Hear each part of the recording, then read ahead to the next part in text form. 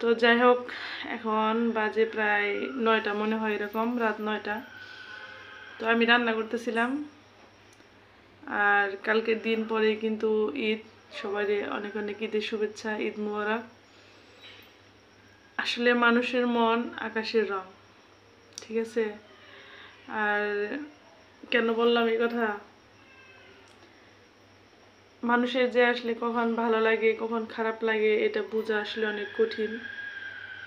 আর কোনো কারণ ছাড়াই যে মানুষের খারাপ লাগে ব্যাপারটা কিন্তু এরকম না। কারণ আমি যদি এখন বলি যে হ্যাঁ কোনো কারণ ছাড়াই আমার মানে খারাপ লাগতেছে, তাইলে কিন্তু এটা মিথ্যা।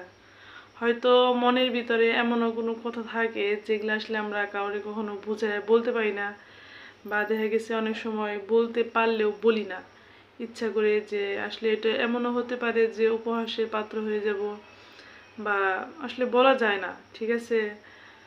তো যাই হোক, কারো কাছে বলতে পারি আর না পারি, আপনাদের সাথে হালকা একটু শেয়ার করলাম, যে খারাপ লাগার কথা শেয়ার না করলাম, তবে খারাপ লাগতেছে এটুকু শেয়ার করলাম, এতেই হয়তো একটু ভালো লাগবে। আসলে বিশেষ করে ঈদ আসলে না, মানে যখন একদম ঈদ মানে আসবে আসবে তখন অতটা খারাপ লাগে না। যখন দেখা গেছে ঈদের আগের দিন বা তার একদিন 2 দিন এরকম হয়ে যায়, মানে ঈদটা একদম কাছাকাছি চলে আসে, যেমন কাল দিন পরে হচ্ছে ঈদ, মানে ব্যাপারটা একটু অন্যরকম না, যে একটু আনন্দ ভালো লাগা কাজ করে। এমন তো না যে আসলে ঈদ শপিং করতে পারলাম না বা এটা সেটা, এরকম কোনো ব্যাপার নাই, বা স্বামী সন্তানের সাথে কোনো অশান্তি বা এরকম কোনো কিছু নাই। কিন্তু তারপরেও আসলে ওই যে বললাম, কিছু কথা থেকেই যায় মনের ভিতরে, যে আসলে সেগুলা আমাদের ইচ্ছে থাকা সত্ত্বেও কখনো কারোর সাথে শেয়ার করতে পারি না। হয়তো শেয়ার করা যায়, হয়তো আমি পারতাছি না, হয়তো এরকমও হতে পারে। আর আমি সব সময় দেখা গেছে যে আপনাদের সাথে অনেক সময় অনেক কথা বলি, যে অমুকে এটা করছে, হ্যান করছে, ত্যান করছে, কিন্তু এটা তো সিম্পল একটা কিছু বলি। আসলে জীবনের ইতিহাস আর এই ছোট্ট জীবনের যে কঠিন কঠিন মুহূর্তগুলা,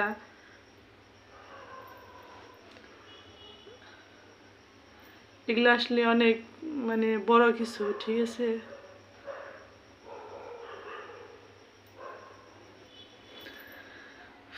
তো যাই হোক, আসলে আমরা মেয়েরা অনেক কিছুই পারি, মানে বুকের ভিতর অনেক কিছু চাপা রেখেও সংসারে পরিবারের সবার সাথে হাসি খুশিভাবে চলা, বা স্বামী সন্তানকে সাথে হাসি খুশিভাবে চলা, এটা কিন্তু একটা মানে নারীর দ্বারাই সম্ভব, আমি যেটা মনে করি।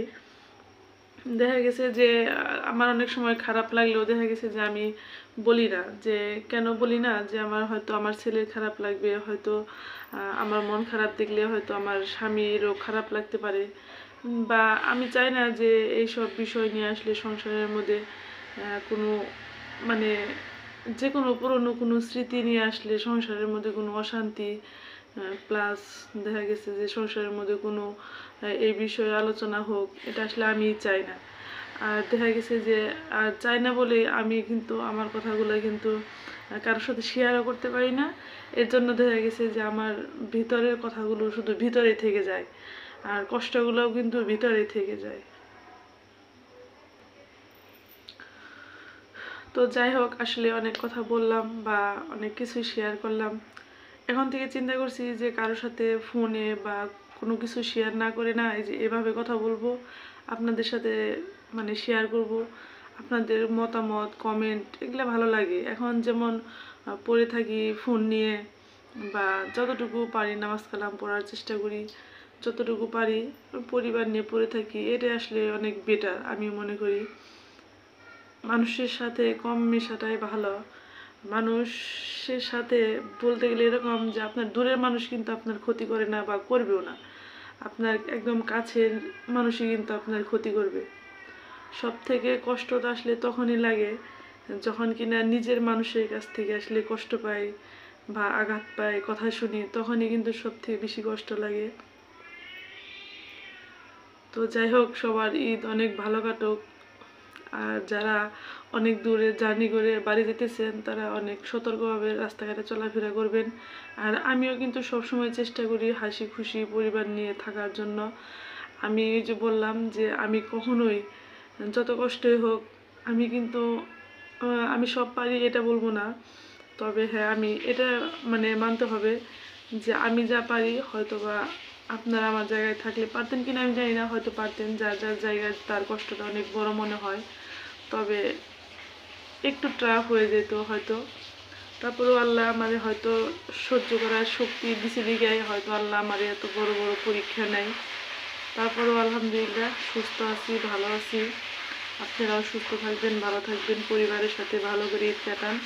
তো সবাই ভালো থাকবেন, সুস্থ থাকবেন আর আমার জন্য দোয়া করবেন। তো আল্লাহ হাফিজ।